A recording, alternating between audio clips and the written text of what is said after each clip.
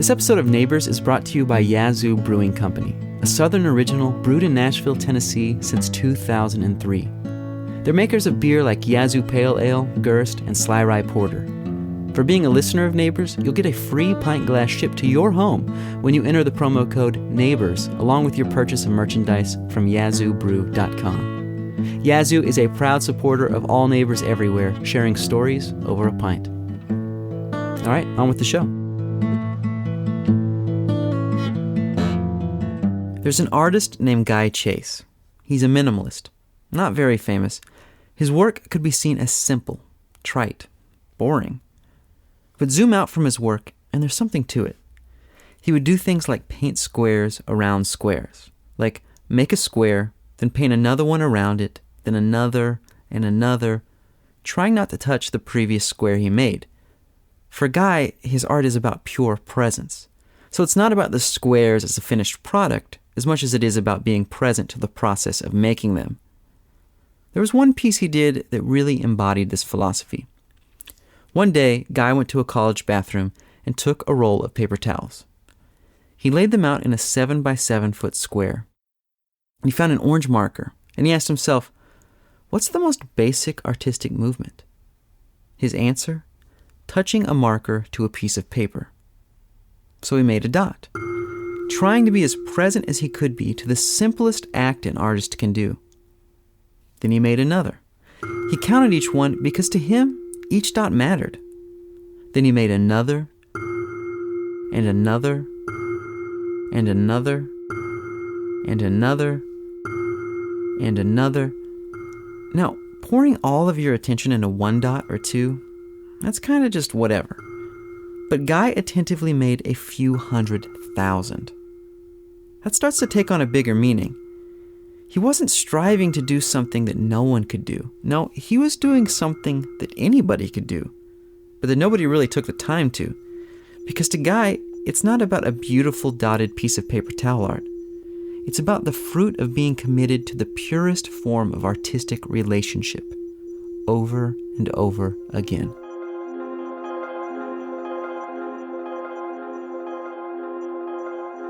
I'm Jacob Lewis, and you're listening to Neighbors, the show where next door hits home, telling surprising stories of ordinary people. Today's story, two men go out of their way every week, rain or shine, to give each other a high five. We learn how a seemingly meaningless act can end up meaning a whole lot over time.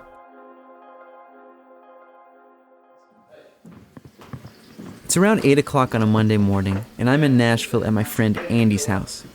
His wife Jill is making breakfast for their kids. First of all, tell me what you think's going on, if you can describe it, like, in a nutshell. Andy's mentally preparing for the high five. He looks forward to it. He probably thinks about it a lot more than he would even tell me. And I think at first I was a little suspicious. I just thought, oh, it's going to be one more of his things. But now I think there's actually something to it. I get the nod from Andy that it's time to go, and we walk out the door. He knows it's time to go because his friend Gabe, who's a mile and a half away at his house, sent him this signal. A text with one emoji. Okay, so he sent the hand, and I'm sending the hand back. Once he receives the hand back, he will send the walking picture saying that he got the message, like copy, and then I'll say that I'm walking too. And if we do the right pace, we should hit each other right about the driveway for the community center. Let's scoot over here. Do you know what the pace is? It's about like this. It's not speed walking, but it's not a slow, leisurely walk. It's kind of like a brisk walk pace.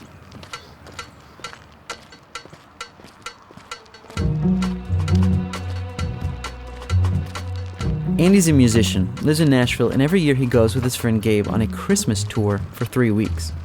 They're on a tour bus together, and they love hanging out. And I mean love. They're both sports guys, they play basketball together, frisbee, they eat together, have inside jokes. They're like best friends.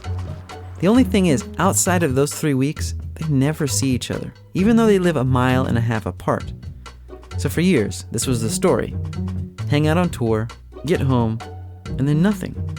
Until one year when Andy goes to a party and Gabe shows up. And Andy was like, "That's such a shame that you live so close to me and we never see each other. We've got to change that." So I just said, "I have an idea." here's his friend Gabe. And so I believe it was Andy that said, how about this? How about next Tuesday, you leave your house at 8:30, I'll leave my house at 8:30. Walk down 10th Avenue. We'll meet in the middle, and we'll give each other a high five. And the plan was just to do it for a long period of time, because then it would, to do it once would just be kind of stupid. But if we could do it for 10 years, that would be awesome. And we're coming up on a year. And it does feel pretty awesome.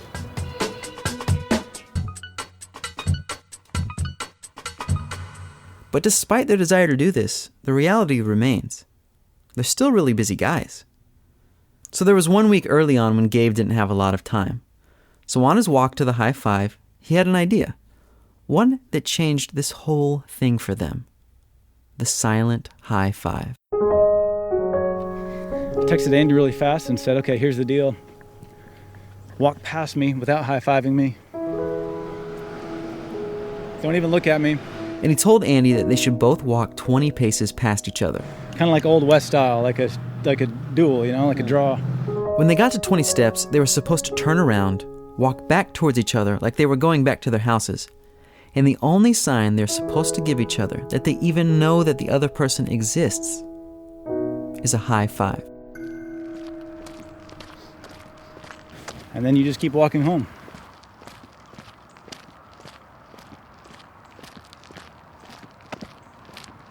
So what's the point of the silent high five? I mean, what does it accomplish if they're not actually hanging out together? Well, to them, something sort of mystical happened that day. I'd pass him, take 20 steps, turn around, and I see him turning around. And then I give him the five, and then as soon as I give him the five, like this huge smile comes over my face, and I just felt like I can do anything. Frankly, I think that's the day when we both knew this might become long term. Like, Why is that? the second we high-fived, I think I was flooded with this emotion of exhilaration, freedom. See, like I said, I can't quite explain it. It just sort of felt magical, like I'm a grown man who doesn't have time to do this. But for the sake of my friend, for the sake of being intentional about our relationship, making time for what's important in life, a friendship is important in my life. There's not time to do our normal routine, but I'm still gonna walk this mile there and back to tell my friend I'm in it, like I'm here. I'm here to show you that you're my friend today, you'll be my friend tomorrow.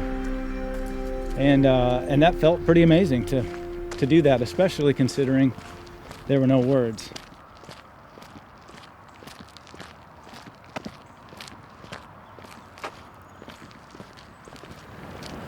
There's something about having to walk, especially when it's like 20 degrees and windy, and you're miserable the whole time. You feel like you're going through something together.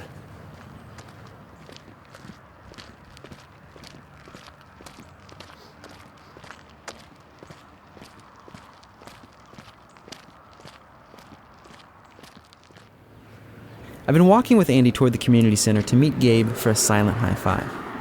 We're finally close enough to see Gabe in the distance. We get closer, trying not to acknowledge that he's there. We pass each other, I like to smile sometimes. We have passed the people. I did smile.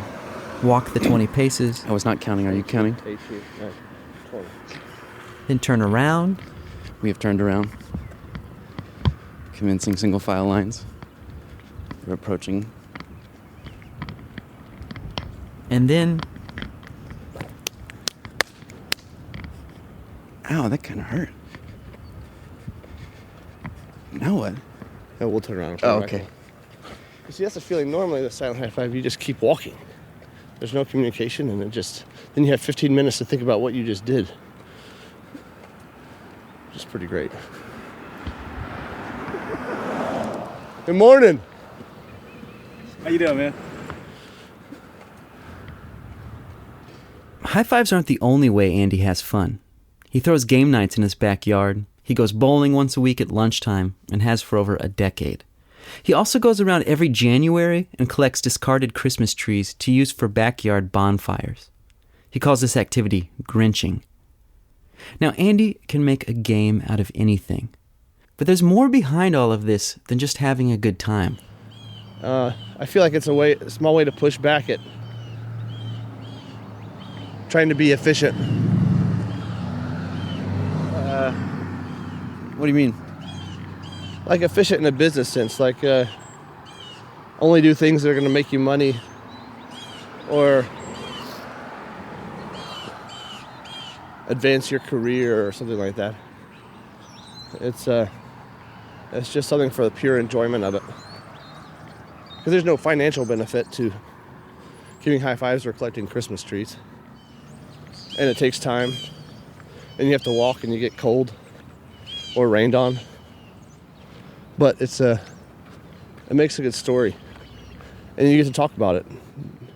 And then, whenever you get with those friends and the neighbors, it's like, oh man, remember when we went Grinching? That's all we talk about, is how much we love Grinching. Silly things that over a course of a year, or 2, or 3, can add up to something really rich and meaningful. Andy and Gabe have been giving each other a high five every week, with a couple of exceptions, for a year and a half now. Just like Guy chases dots, Andy and Gabe just keep going, being faithful to a simple action. So simple that it can seem silly. But as the weeks turn into years, that simplicity turns into something that's hard to describe. It's the strange, unquantifiable fruit of being faithful to a small thing over and over again. If I could summarize, it's a symbol to me of what relationship and commitment look like. And it's a small thing and it seems silly, but it's a symbol of commitment. I am going to go out of my way and out of my time to show you in an intangible way, but also in a physical way by smacking your hand. I'm going to show you that I make time for you.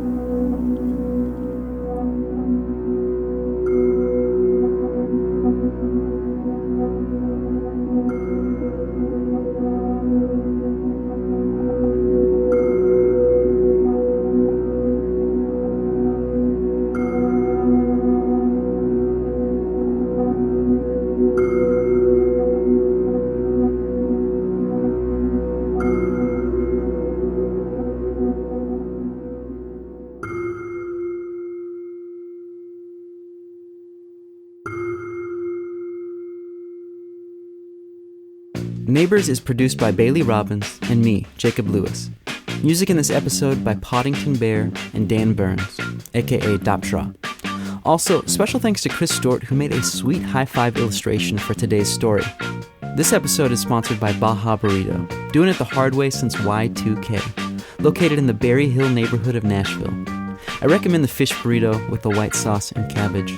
So good. Neighbors is a proud and founding member of The Herd, a collective of 6 sound-rich storytelling podcasts. One of the shows in The Herd is Arrivals, a documentary series about the unexpected changes that transform our lives. An episode I recommend is one where host Jonathan Hirsch goes to rural Georgia to meet Miss Eva, a woman whose husband committed suicide on their son's 3rd birthday, which was also the date for the expiration of his life insurance policy. I would think about when he would tell us, when he was telling me that you would never have to worry. And then when it came for me to go to the office to find out about, his insurance policy or whatever, they got in contact with me and I went. And I found out it would have expired 12 o'clock that night, February the 1st, when he did it. Every February the 1st, I'll go through it just like it was just freshly happened. To learn more about Arrivals and all of The Herd shows, visit theherdradio.com. That's HEARD. Well, I'm Jacob Lewis, and I'm reminding you to get to know your neighbors.